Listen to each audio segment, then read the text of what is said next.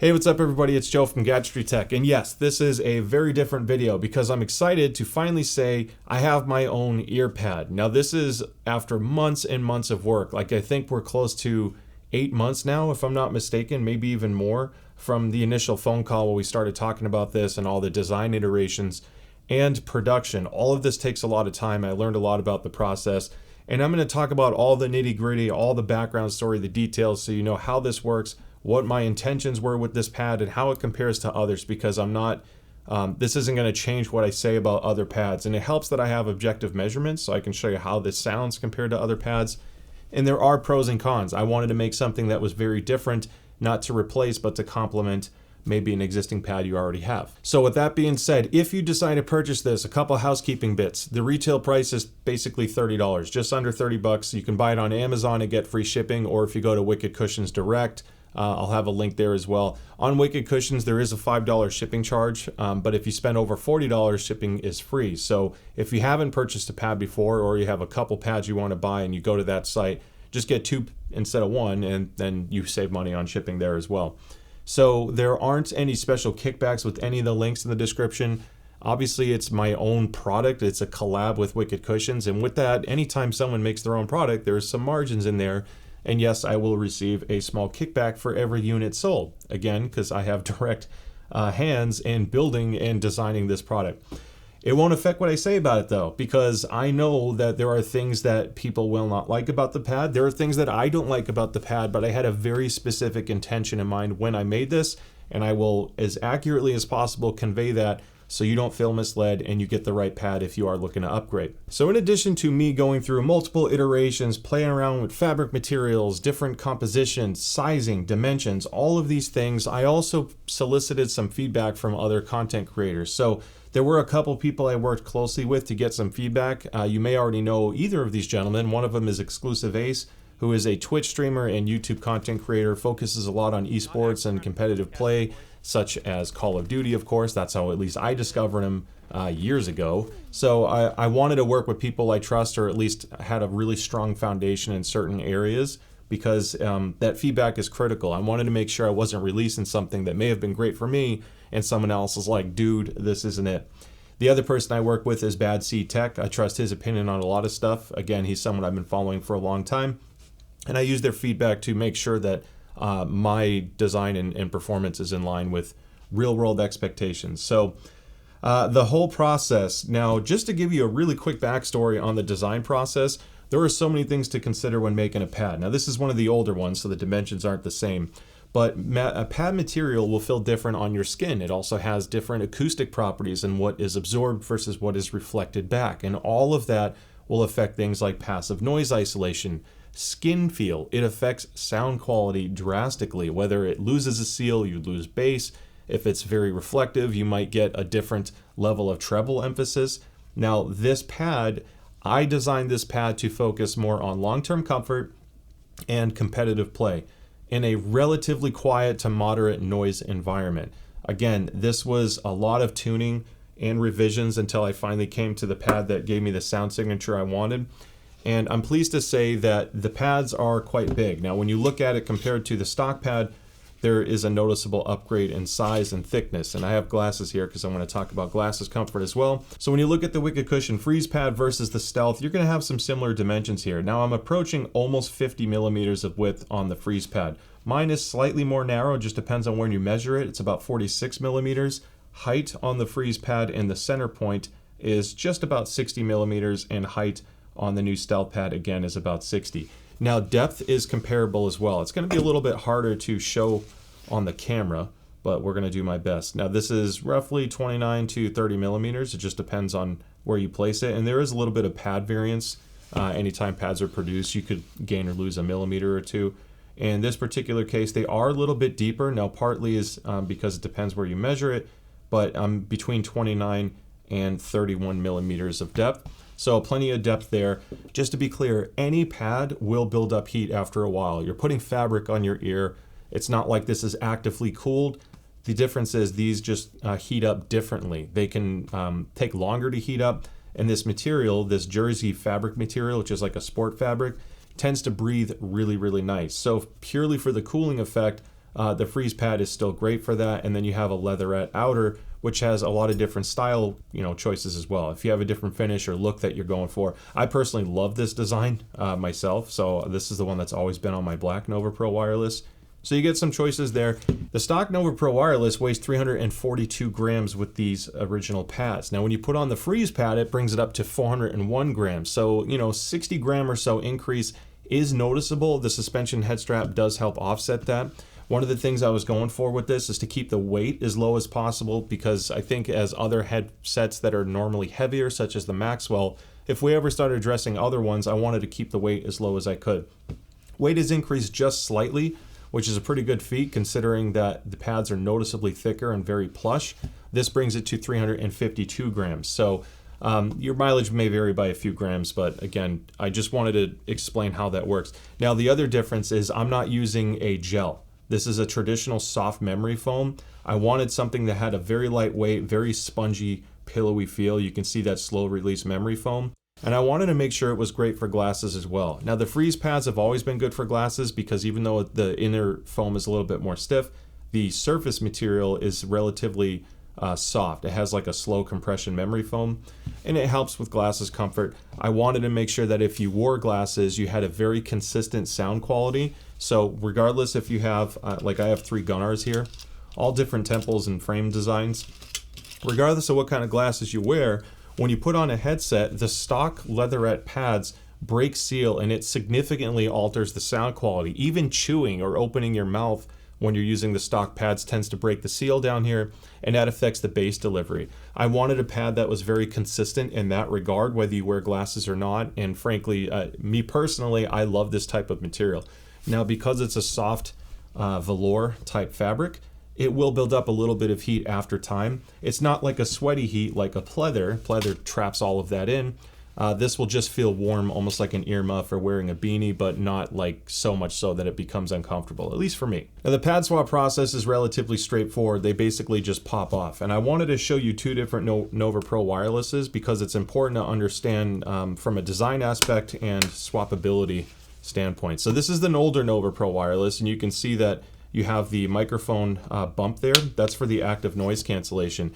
There was a silent revision in the past year, and they basically shrunk down the mic so it doesn't stick out as much. Now, the biggest reason why a lot of people were upgrading from the stock pads to aftermarket pads was simply to get a deeper pad, because otherwise, if you had larger ears or after the pad settled after a while, your ears would hit that giant bump in the middle. And I pointed this out since day one. It wasn't so bad for me, but after 6 months to a year of using a Nova Pro Wireless, the older black pads started to compress and wear out a little bit.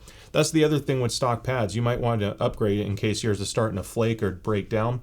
This is a synthetic leather. It's a leatherette material, so it's not as durable as something like the Freeze or the Stealth pad. So as you can see, it was relatively easy to switch out. You see a big difference in depth here. So upgrading your pad is a nice benefit from a comfort standpoint. Obviously you have the sound and all that, but it's very easy to swap out. And then even the gasket, if you look at the new pad, and I'll try to get the Freeze pad in here as well. They all have the same mounting mechanism. You know, there's like this acoustic foam here. There's this fabric that goes over the baffle, and then you have the same gasket to make sure you have a seal, which gives you, again, the consistent bass performance. So all I have to do is kind of line this up. You'll see like these little plastic teeth that kind of fit in, almost like these tabs, and you just push it in and good to go. All right, so in addition to comfort, sound quality is obviously super important. And the whole philosophy behind this pad was to focus more on competitive play and in addition to comfort. And I wanted something that sounded open and airy. I wanted to kind of break the barriers of what a typical gaming headset closed back sounds like. And that was kind of like the magic behind the Stealth pad. So every time you purchase a Stealth pad, if I were to release more models for other headsets later, it will include custom EQs, which I'm going to go over here in a minute.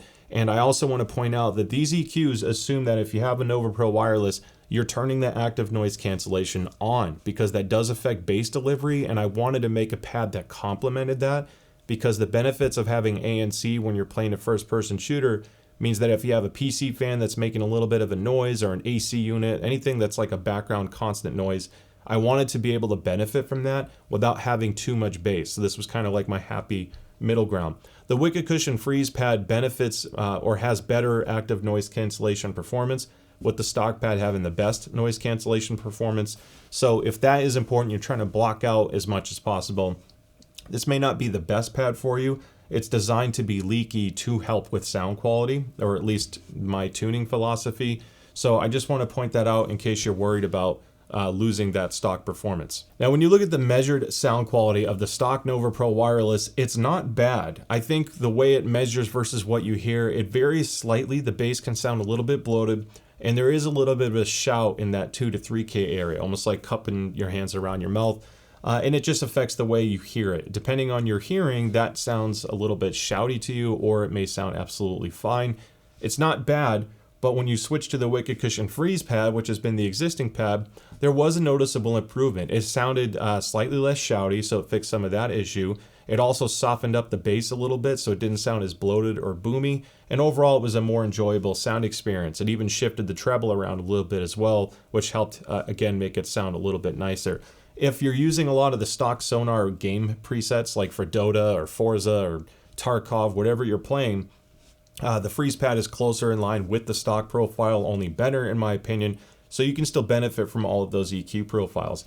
Mine is designed to sound completely different, and I have my own EQ profile to maximize that potential, but I want to show you how this new Stealth Pad looks in comparison. Now, this is without using any EQ. Keep that in mind. I knew this had EQ, so we can fine tune it.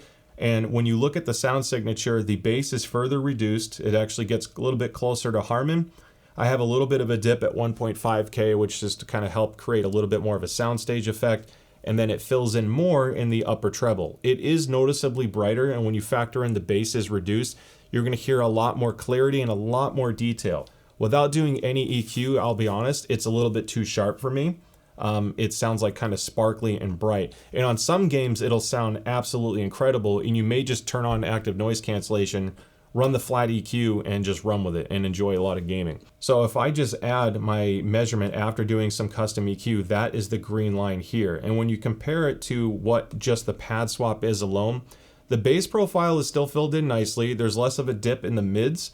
It's also more pronounced in the upper frequencies, but the upper treble peak, especially the 8,000 hertz area, is greatly reduced, so you don't have the same sense of sharpness that the pads do without EQ. So having said all that, if we look at SteelSeries Sonar or SteelSeries Engine and look at the DAC EQ, I wanted to make a pad that would accommodate console players. Parametric EQ is awesome for PC, but if you're playing on Xbox or PlayStation, I wanted everyone to benefit from this pad. So here's the EQ I did. Just apply it. You don't even have to use SteelSeries Engine to apply it. If you're connected just to Xbox, you can go into custom on the DAC and rotate the knob and set all of these numbers yourself to match, and then just go with that. This is very versatile. I found it's very competitive for first-person shooters. It's applicable to Apex Legends. It's applicable to Call of Duty. It's great for open world and single-player games if you're playing casual as well. Of course, I'm biased, but I'm telling you, I spent months tuning on the EQ side and designing the pad to get to this end result. I'm incredibly happy with how this came out. So let's say you don't want to use the DAC tune because you're playing on PC and you want to leverage Sonar, which gives you full parametric EQ and a lot more control. Or maybe you're using equalizer, APO plus piece. All you have to do is go back to SteelSeries Engine, go to the presets, and then just set it back to flat, because you don't want to do an EQ on top of an EQ. So we've now reset everything to have no changes, and I'm going to click Save.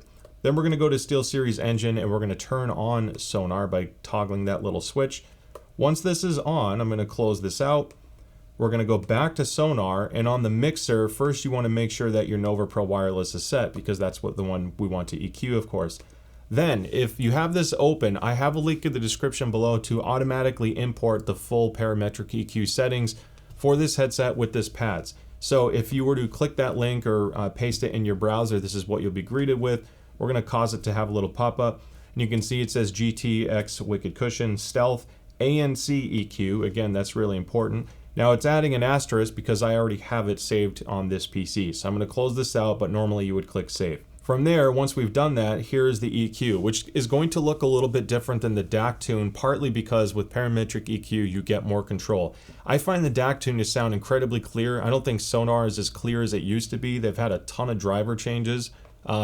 You do get more control, so play around with either tune to see which one you like, and then you can fine tune it from here. Now the good news is if you do use the parametric EQ with Sonar and you don't want to use active noise cancellation, all you have to do is on the low shelf one here on the left, just click it, and instead of 3.7 dB, just lift it higher. Maybe try 6 or 7 dB. You can also adjust these sliders down here at the bottom, and that's been one of my favorite things about Sonar is we can shape the general sound profile, but then fine tune the mids, the bass, and of course the treble up here. So use that to fine tune. The other thing I want to say is because this is a leakier pad, you don't get as much volume as the stock pad. You lose about 2 or 3 decibels, I think, of peak volume overall at the same setting.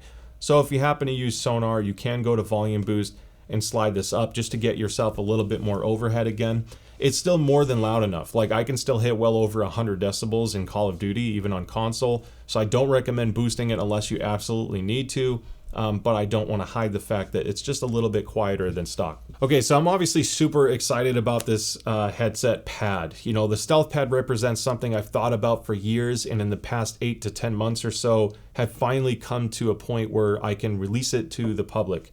I'm obviously nervous to talk about it, and because it's my own product, if people don't like it, then, you know, criticism can be tough, but it's important. So feel free to shoot a comment or email me. Let me know what you think about the pad if you purchase it. I know I stand to gain, monetarily speaking, from the success of a product like this, which is why I think and I hope other content creators will drop some comments on what they think when they get their hands on it. I wanted to use objective measurements to show you the difference and also warn you because this is not a traditional tune. I'll be honest, the Freeze pad is a much safer pad from a tuning perspective. It's a more traditional sound. It is a better improvement over the Stealth or the stock Nova Pro Wireless, whereas I wanted to do something very different with the Stealth and go more towards competitive play and specifically make it feel more open and airy and more detail forward at the sacrifice of some bass. But if you do that EQ setting and turn on active noise cancellation, I just think it's such an incredible experience and it's something different. And it brings me to the Nova Pro Wireless more now because now it's giving me the headset that I wanted for competitive play while still having all the wonderful controls like simultaneous Bluetooth, cross-platform, game chat mix, you name it. So I can't wait to see what the public thinks. Shoot me a comment below, let me know what you think. And if you buy one, I have a form that you can fill out that kind of tells me where you're coming from an upgrade perspective. This is like day one, so there's going to be a lot to learn from this, and I can't wait to hear what you think. So thank you so much for watching and supporting me in the channel. If you're new to the channel, don't forget to like and subscribe so I can see you at the next video. Stay safe, and I'll see you next time. Bye.